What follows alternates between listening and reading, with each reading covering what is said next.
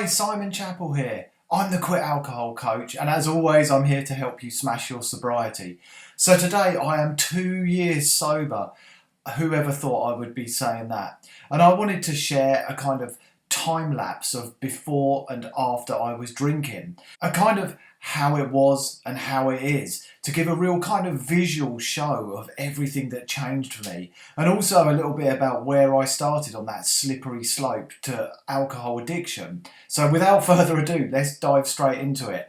As always, if you enjoy the content and you want more quit drinking tips, tactics and advice, just hit the subscribe button. There's new videos every Tuesday and every Thursday. And if you're after extra support, my quit drinking program is a great place to look. You can try it free for 14 days. It's absolutely awesome. So here we go. So I started drinking when I was about 14 or 15 years old. As I've spoken about in one of my previous videos, I suffered some childhood trauma. My father walked out on my mum and I when I was about 2 years old, and I was sexually assaulted when I was about 13, and I strongly believe that that was part of the reason that I went down the path to self-medicating with alcohol, and I also dabbled in drugs around that time. And this image is me in Paris with my school friends, beer in hand, thinking it was something really cool, something awesome that just made me fit in and it made me feel grown up. And then the next shot here, this was me around the age of 19 or 20. I was drinking beer in the morning with a really serious hangover, and over the years that just went on and on. I stuck with the same group of friends, as you can see from this picture, and we drank. It was everything that we did. We hung out in all the local pubs, we drank at each other's houses, and as I got older I started to feel that wine was my go-to drink of choice. I felt like it was sophisticated and in some way grown up. And everywhere I went, I kind of idolised wine. And this picture is in Harrods from one Christmas, where I took a picture of the wine department because I thought it was so cool. I thought it was something that was really grown up and mature to do.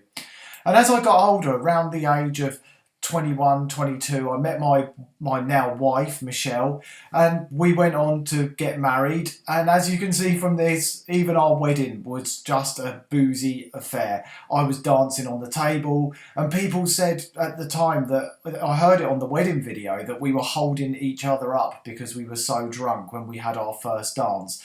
And even there, when we were cutting the cake, I'm surprised we didn't knock it over.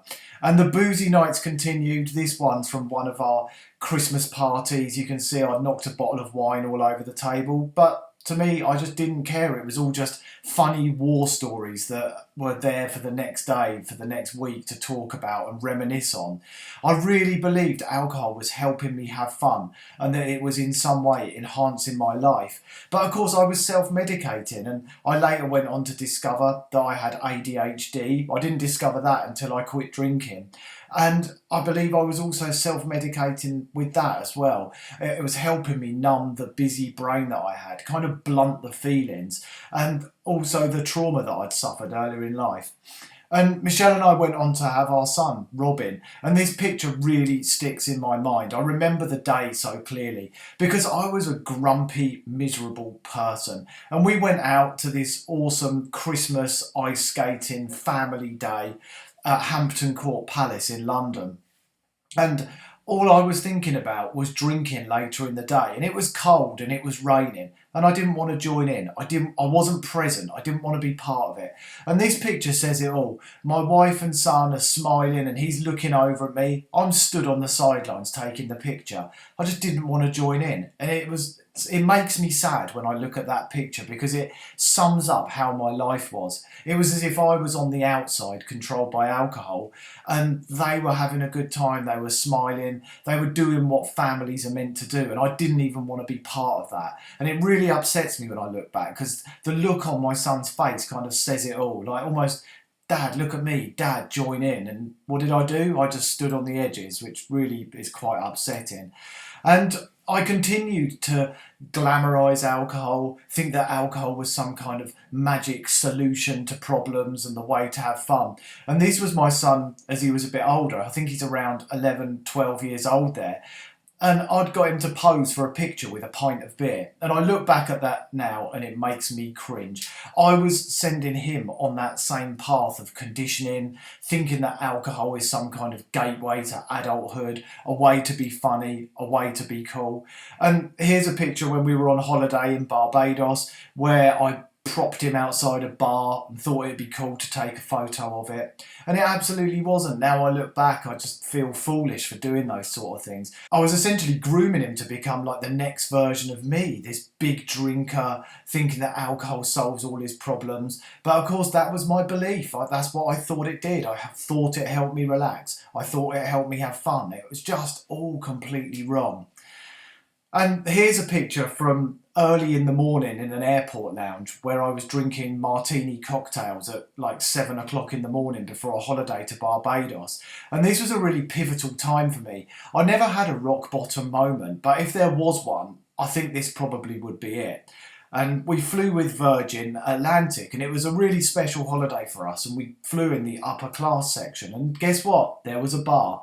And on the way home, I sat at that bar, which you can see here, for most of the flight, guzzling red wine, and I got really, really drunk, to the point that my wife and I had a massive argument as soon as we landed. Now, we'd just returned from a wonderful holiday. We were tired. The last thing any of us wanted was a big fight, and that's exactly what happened. And I felt like I ruined the whole holiday. It happened in front of my son, and it was terrible. It really was. And I just realised how much control alcohol had over me. I actually would pay the extra to go in upper class because they had a bar, because there was so much alcohol flowing. And that shows you the extent of the control that alcohol had over me. And I'd always make an excuse to have parties at our house and to have people drinking around us. Here's a picture from before a party. I'd put buckets of booze around the house so there was a limitless supply. If everyone else was drinking, it made me feel better about my own behaviour. And here's a picture from the aftermath of us having just a couple of friends over who were also big drinkers. And it goes to show you what I was doing and how my drinking went on. And after my friends went, even after all of that, I would still sit drinking wine into the early hours of the morning. There was never enough. I could never have too much alcohol. And I thought it was funny. I thought everything was funny. There's one of my friends pretty much passed out from alcohol, me laughing away, thinking it's the most hilarious thing ever. And that was what I did. Everything revolved around booze. And I like to be the centre of the party, the life and soul. And there's a few pictures here that kind of demonstrate that. And I thought that was who I was. I thought I was this big extrovert party guy, and that was how you had fun. Since I quit, I've recognised that actually I'm quite introverted. That kind of thing just doesn't appeal to me any longer. It was a completely false belief. And before I quit, I was worrying about how I was going to go to these same events, how I was going to still have fun without alcohol involved. But the thing is, I actually ended up realising that I didn't really like doing those things. And now I find great joy in missing out on them. So I have no fear of missing out. It's all about JOMO. And I said recently on a live Q&A that JOMO feeds your mojo, and it's absolutely true. Any excuse, here we are at the races, this is my sister-in-law with me, and I would drink during the day, and then most people would go home and that would be the end of their day. But for me, that's where the drinking would start. I would get home and I'd break out a wine box. And there's so many photos I've got of where I went to awesome events. This one's at a U2 concert at Twickenham Stadium. I wasn't interested in the picture of the stage, the band, the people. No, I plonked a pint of beer in front of the photo. And this photo is another kind of pivotal one for me because I do a lot of running. And I remember this run clearly. It was when my anxiety was at its absolute worst. And I'd been on a really long run and it was muddy, as you can see from my legs. And I came across a lake and I sat by the lake and I was racked with anxiety. I had a few tears. My life just felt like it was in turmoil. I was never happy. I had no fulfillment. I was in a really bad place and I didn't know what to do about it.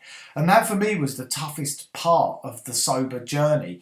The 5 years before I actually managed to quit, I was in this place where half of me wanted to stop drinking, half of me wanted to carry on to silence the uncomfortable thoughts, and I had no clue how to get out of it. And my mental health was in a real state.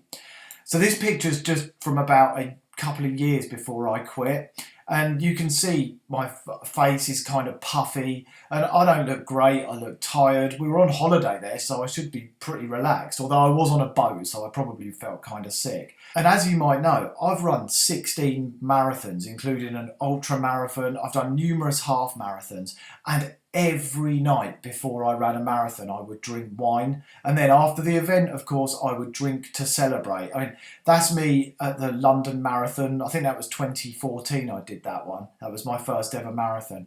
And here's the medals to show sort of the number of events I did. Again, I've got ADHD, so I can't do anything by halves. And I often find a lot of us big drinkers are all or nothing people. We can't do anything by halves. Now, that's a superpower when you channel it into the right things, but when you mix it with an addictive substance, it really is dangerous. And I like to think I had a kind of great social life, but looking back, so much of it was just about alcohol everywhere we went. I remember we went to Glastonbury Festival, which, if you're not in the UK, is a bit like the Woodstock Festival or Coachella. It's a huge, huge festival with great bands. And all I was interested in was making sure I had enough alcohol. And there's hardly any photos from going there. There were some amazing bands and I can't remember any. And I look back now and think of all the gigs that I've been to where I was so drunk that I can't remember any of it. And since I've quit, going to gigs has just been amazing. I can remember the set lists. I get to drive myself home. I'm not queuing at the bar. I'm not going to the toilet every 5 minutes. It really is an amazing experience. Who knew? And there was me worrying about what that was going to be like. But attending something like that with a clear mind and complete clarity is just fantastic. And the next couple of pictures were all taken over the month or so before I actually quit in 2018. And the last picture was actually 10 days before I quit with my son at his school. It was a day when he was given a bunch of awards for doing so well in his schoolwork. And I can remember on the way home stopping at the store, buying him a treat and treating myself to a couple of bottles of wine. And this is a lyric from a Bruce Springsteen song that kind of summed up how I felt at the time. It just about says it all, really. I'd just become tired and bored of myself. I was fed up with the person that I was. I knew I needed to change. And I started to buy self-help books, and that led me down the path of actually looking at my drinking. And I started buying quit drinking books, and This Naked Mind was a real breakthrough for me, and so was The Sober Diaries by Claire Pooley. And after I'd read those books, which I was actually reading at the time that photo was taken with my son, I really felt like I wanted to be alcohol free. It felt like it was the right lifestyle choice for me. So I made the step, I took the leap. Now, before that, I'd had so many attempts to quit and I'd ended up back at day one over and over again. But this time felt different. I felt like I had support around me. I felt like I'd put in place a structure, the tools and the tactics I needed to quit drinking. So the next thing I did was I made sure my environment was right. I didn't want to have red wine in my house. I didn't want to be around people who were going to pressure me to drink or places where I felt like I might be tempted. I put all my wine outside the house and I put a sign on it that said free to a good home. 15 minutes later, it had all gone. And 20 minutes later, the guy who took it was banging on the door asking if I had any more to give him. And then I started to get into zero alcohol drinks, alcohol-free botanicals, zero alcohol beers, and they were a massive help for me on my journey to freedom. And I'd recommend them to absolutely anybody. And not long after I quit, and when I say not long, I mean 5 days after I quit, we had a holiday booked. My son, my mum and I went to Spain. And I was kind of nervous because most people don't have their first sober holiday for some time after they quit. But I continued my reading, I kept going with my journaling while I was on holiday, and I actually treated it a bit like a sober boot camp. I thought, well, I've got time on my hands, I'm going to learn. And here's my son and I at the airport. And there's also a picture just after we'd done a cliff dive into the sea, which was absolutely awesome. And I also took this picture of a hip flask while I was there as well, because I was starting to change my thinking. I was moving into the sober lifestyle and things like that were catching my eye. I was getting really curious about all the things that were going on. And a couple of months after that, I actually stopped journaling on paper and started a website, a blog. And I was putting my thoughts, my feelings, sharing the things that worked for me down on there. And I found it was really helpful for me. And it was helping other people. People were starting to visit the site, leave comments, and engage. And I also set up my own Facebook group, which has fast become one of the quickest growing sober communities on the internet, which is just incredible. So I thought I'd ask Annie Grace, who wrote This Naked Mind, to do a video interview for me, because her book helped me change my life. I wanted to share my story with her and connect with her and hear her version of things. So she kindly agreed, and in the December after I quit, she came on and we did a video together, and it was absolutely awesome. And at the end of the video, she said, "Simon, have you ever thought of becoming an alcohol coach?" Which, of course, I hadn't. And that was the start of the journey to actually moving towards really helping other people. I continued to run marathons, and this was the December. So I'd quit in June 2018, and this is December 2018. And guess what? That marathon, I did it in 3 hours and 39 minutes. My previous personal best was around 3 hours 50 minutes. I felt like I was flying and nothing was going to stop me. A little bit like my attitude with sobriety. Nothing was ever going to stop me. Nothing was going to get in my way. But I felt so much stronger. This was 6 months after I'd quit. I was running faster than I'd ever run. Sadly, since then, I've had a couple of knee injuries and now running's off the table. And then the month later, January 2019, I went to the Club Soda Mindful Drinking Festival, where I met Laura Willoughby, who's the founder of Club Soda, and Claire Pooley, who wrote the Sober Diaries. I was really getting into the lifestyle. I felt like I was part of this incredible community, part of this wonderful movement that was happening, and it felt like it was my thing. I was one of the lucky few who had discovered it. And the Mindful Drinking Festival really opened my eyes to how many people there were in this movement. I hadn't met many other sober people up until that point, yet there were people talking on stage. There was so many zero alcohol free drinks being made by small producers who were doing it more for their love of the alcohol free movement than trying to make money. It was just a wonderful eye-opening experience for me. And after that, I thought I really want to push my website and start getting it in front of more people, building more of a community. So I even had some Be Sober hoodies and t-shirts made, which I know people around the world have got right now. And my conversation with Annie Grace had kind of expanded to the point that I went to America to see her, to meet some of her colleagues in LA and New York. There's a couple of pictures from there right now. And they were both wonderful places. I'd never even been to the US before. And I was actually able to celebrate my 200th day sober with Annie. And that just felt like my journey was going on such an incredible path. So while I was with Annie, she trained me up to be a coach for This Naked Mind. And since then, I've gone on to do live Q&As, working in various different groups, helping people quit drinking, and I've become a certified alcohol coach for This Naked Mind. And it's just been an incredible experience. I love that I'm able to share in other people's journeys. And of course, over that time as well, my face had started to change. I'd lost weight. You can probably see, and I'll show you a few more in a moment, the differences that I experienced. And it wasn't just on the outside. My mental health had stabilised. My anxiety had faded away. I'd become a happy person for the first time in over 20 years. And it was an incredible feeling. I remember actually laughing out loud and then pausing and thinking, I haven't laughed like that in years, decades. And there I was, laughing like a kid for the first time in so long, because things had stabilised. I'd changed, everything had changed for the better, and it was all because I'd cut alcohol out of my life.